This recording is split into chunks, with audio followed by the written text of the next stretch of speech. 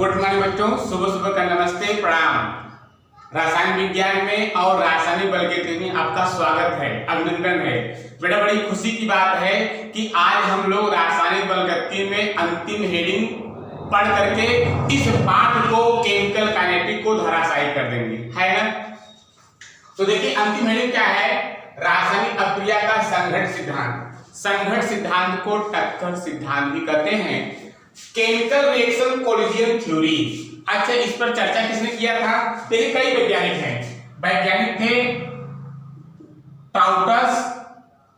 ट्राउटस और थे आपके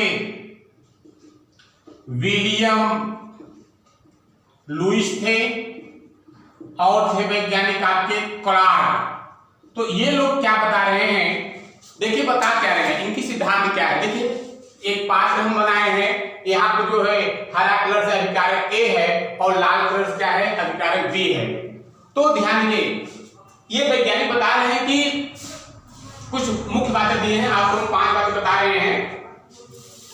कोई भी रासायनिक अभिक्रिया तभी होती है, माने यहाँ पर A और B रासायनिक अभिक्रिया A और अभिकारक A और B आपस में मिल करके उत्पाद बनाते हैं। तो कोई भी रासायनिक अभिक्रिया तभी होती है जब अभिकारक के अणु आपस में टकराते हैं। अच्छा आप ही बताइए, जैसे अभिकारक मान लीजिए A है, ये हरा हरा कलर A है और ये अभिकारक B है, अगर किसी पात्र में हो और वो टक्कर न करे, उसमें से चलते फिरते रहे, क्या उत्पाद बनेगा? नहीं। कोई भी रासायनिक अभिक्रिया तभी होती है जब अभिकारक के अणु क्या होते हैं, टकराते हैं। ध्यान दीजिए, सभी टक्कर से जो है उत्पाद नहीं बनता, बल्कि कुछ ही नंबर एक बात है कि कोई भी रासायनिक अभिक्रिया तभी होती है जब अभिकारक के अणु आपस में टकराते हैं। ये नंबर 1 बात था। लेकिन नंबर 2 बात क्या है कि सभी टक्करों से उत्पाद नहीं बनता। अरे भाई, जैसे मान लीजिए इसमें 100 बार टक्कर हुआ तो 100 से 100 उत्पाद नहीं बनेगा, बल्कि उसमें से कुछ ही टक्कर से क्या होता है, उत्पाद बनता है। माने कुछ ही टक्कर से क्या बनता है, उत्पाद बनता है। जिस टक्कर से उत्पाद बनता है, नंबर 3 बात तो ये, जिस टक्कर से उत्पाद बनता है उसे प्रभावी टक्कर कहते हैं। जिस टक्कर से उत्पाद बनता है उसे क्या कहते हैं, प्रभावी टक्कर कहते हैं। अब देखिए नंबर 4 बात, प्रभावी टक्कर के लिए अणुओं की ऊर्जा एक्टिवेशन एनर्जी के बराबर या इससे अधिक होना चाहिए।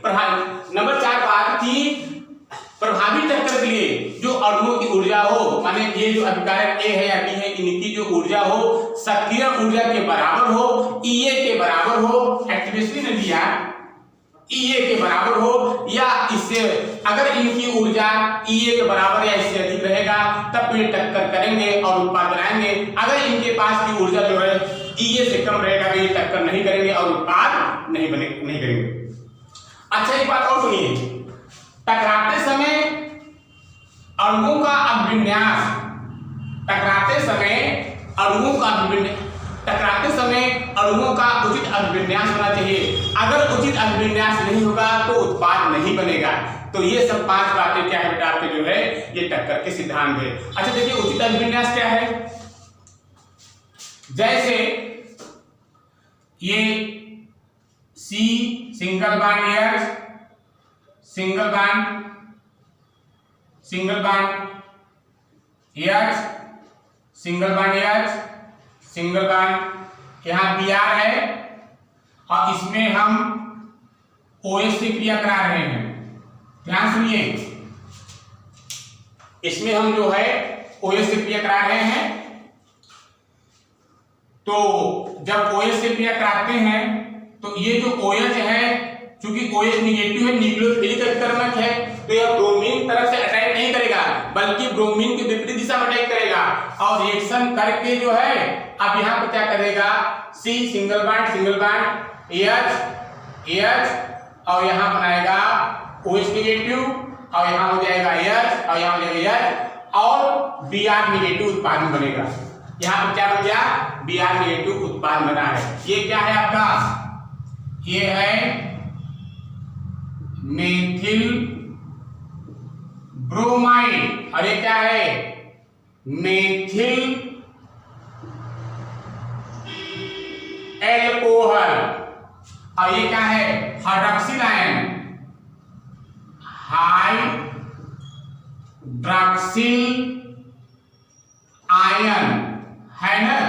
आप ध्यान समझिए कि अगर यह हाइड्रॉक्सिल आयन ब्रोमीन तरफ से अटैक करता है तो उत्पाद नहीं बनेगा। देखिए इसे हम उचित अभिविन्यास कहेंगे।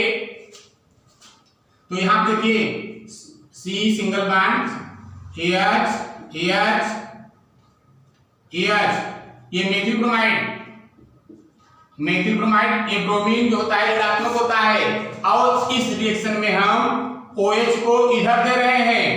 तो अब आप बताइए क्या यह उचित अभिविन्यास है? अरे भाई ब्रोमाइड भी ऋणात्मक है और हाइड्रॉक्साइड भी क्या है, हाइड्रॉक्सिल भी क्या है, ऋणात्मक है। तो इस तरफ से जो है हाइड्रॉक्सिल आयन ब्रोमीन की तरफ से अटैक नहीं करेगा, माने यह उचित अभिविन्यास नहीं है।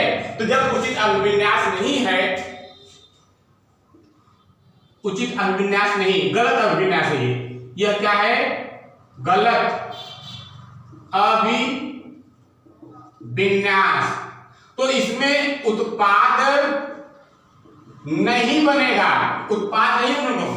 गलत अभिविन्यास में उत्पाद नहीं बनेगा, और उचित अभिविन्यास में उत्पाद बनेगा। माने टकराते समय अणुओं का उचित अभिविन्यास होना चाहिए। ये कोलिजन थ्योरी का 5वां सिद्धांत है। अच्छा, आइए अगली देखते हैं। सरल अभिक्रिया के लिए वेग समीकरण, इसे भी टाउटोज ने दिया था। जिस प्रकार आर्हेनियस ने वेग स्थिरांक और सक्रियण ऊर्जा के संबंध के लिए समीकरण दिए थे, ठीक उसी प्रकार टक्कर सिद्धांत के संबंध में जो है टाउटोज ने अपना जो है समीकरण दिया। देखिए क्या है, वेग बराबर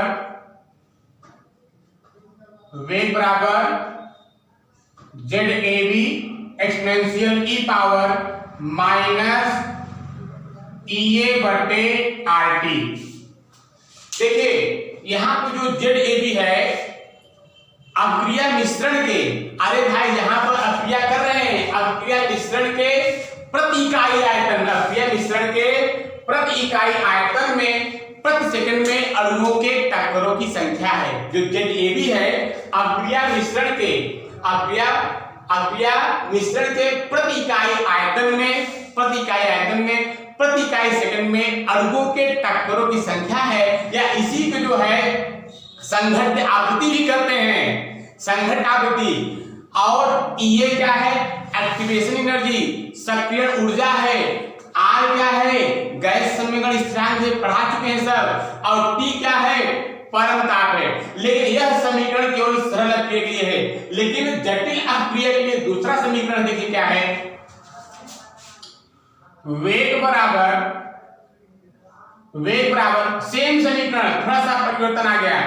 वेग बराबर P ZAB exponential e power minus EA/RT।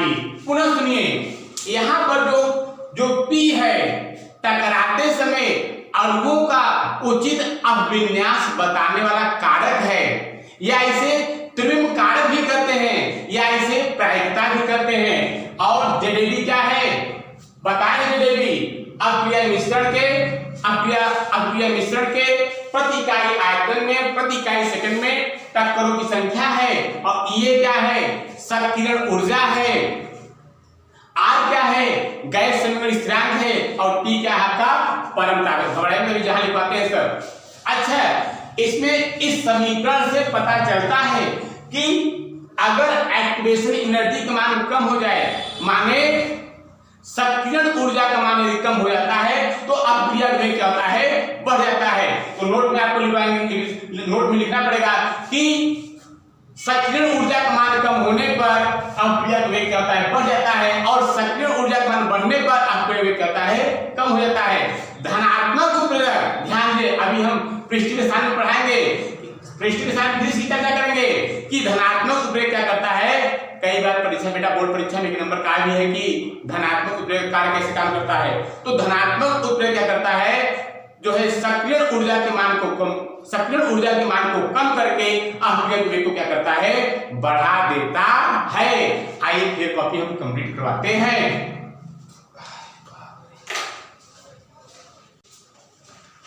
आइए फिर कॉपी कंप्लीट किया जाए। रासायनिक अपक्रिया का संघट्ट सिद्धांत। देखिए संघट्ट सिद्धांत को टक्कर सिद्धांत भी कहते हैं। Chemical reaction collision theory, CHEMICALREACTION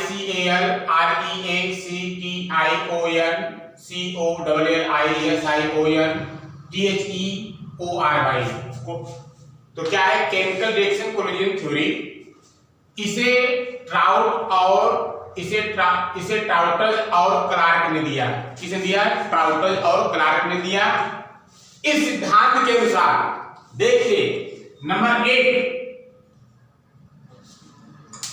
कोई भी रासायनिक अपक्रिया तभी होती है जब अभिकारक के अणु आपस में टकराते हैं। कोई भी रासायनिक अपक्रिया तभी होती है जब अभिकारक के अणु आपस में क्या करते हैं, संघट्ट करते हैं या टकराते हैं। अब देखिए नंबर 2, सभी टक्कर से उत्पाद नहीं बनता बल्कि कुछ ही टक्कर से उत्पाद बनता है। अरे भाई अगर अभिकारक अणु भी सब टक्कर होगा तो पूरे टक्कर से उत्पाद नहीं बनता, बल्कि उसमें से कुछ टक्कर से ही क्या करते हैं, उत्पाद बनता है। नंबर 3, जिस टक्कर से उत्पाद बनता है उसे प्रभावी टक्कर कहते हैं। जिस टक्कर से उत्पाद बनता है उसे क्या कहते हैं, प्रभावी टक्कर कहते हैं। नंबर 4, प्रभावी टक्कर के लिए अणुओं की ऊर्जा सक्रियण ऊर्जा के बराबर या इससे अधिक होनी चाहिए। तो प्रभावी टक्कर के लिए और जो अणुओं की ऊर्जा है, प्रभावी टक्कर की जो अणुओं की ऊर्जा है वह सक्रियण ऊर्जा के बराबर या सक्रियण ऊर्जा से कुछ अधिक होनी चाहिए। नंबर 5,